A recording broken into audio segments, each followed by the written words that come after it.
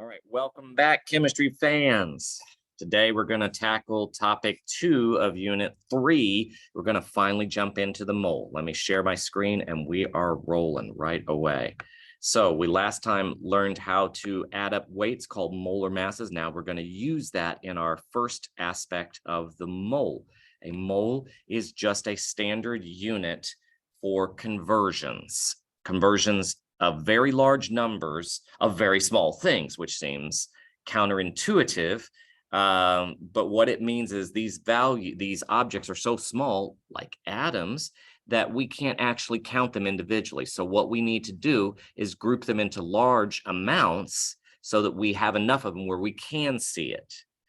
So we'll talk about what that actual number is here in just a second, but we need to introduce something called the mole map to start. The mole map is how we're going to make these conversions easy, and you won't have to worry about dimensional analysis and the units. So as you go through this, going from moles to grams, you will multiply. And if I want to go from grams to moles, this weird unit that we're talking about, we're going to divide. What do we divide and multiply by? The molar mass. So we're only working with this right side of the graph today. We will work with the other sides of the graph in coming class periods. All right, so here is our understanding of how this works. This mole value that we talked about is an actual number of atoms. It was experimentally determined. You don't need to know how it was experimentally determined. You just need to know that that value is 6.02 times 10 to the 23rd. And if I have that many atoms, I have a mole.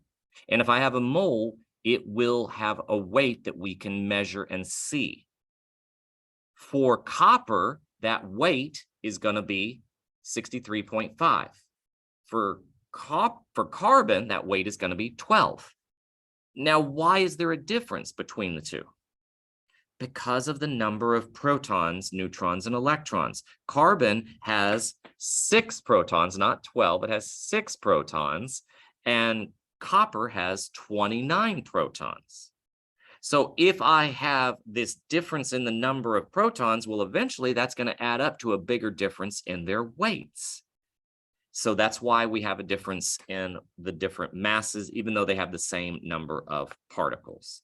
So let's jump into some practice. If I have 1 mole, I want to convert this into grams. So what I'm going to do is, according to the mole map, I'm going to multiply it by the weight off the periodic table, which is 12.011. Well, that's 12.011 grams. Well, what if I double the number of atoms? That means I'm going to double the weight. So that would be 24.022 grams. Well, what if I want to go in reverse? What if I have 12 and I want to divide and I want to find out how many moles that is? Well, this is going to be pretty close to 1, but it's not quite yet. So with the correct number of sig figs, this is 9.99908, but with 2 sig figs, you got to round here. My answer is 1.0 moles.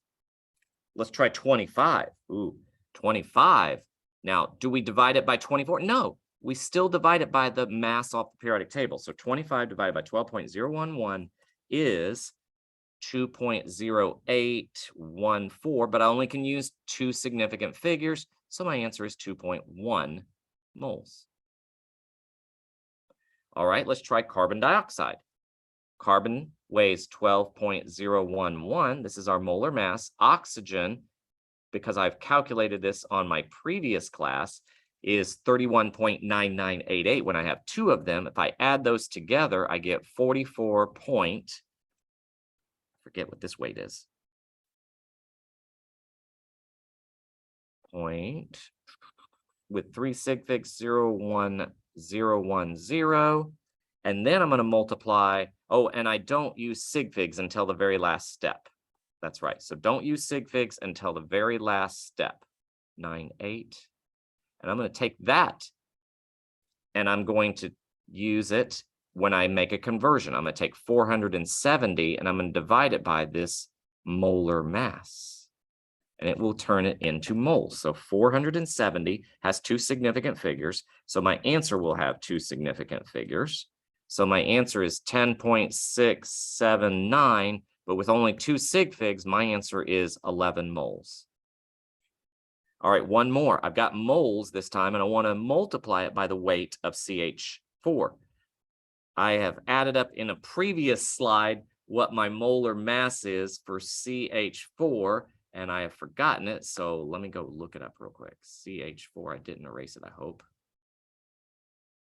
16.04276. Or 76. All right, so now I have my mass of CH4 from a previous slide that we already did that task on. So moles to grams, I'm going to multiply. I have 3 significant figures in this problem, so I'm going to multiply it by 16.04276. And I get 0.63529.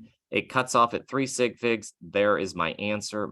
The units are grams. 0.635. All right, this is everything I wish to share with you about our first foray into moles. Next time, we will be doing some help with how we get into the different other aspects of the mole map. So thank you very much. I will talk with you again soon. Bye-bye.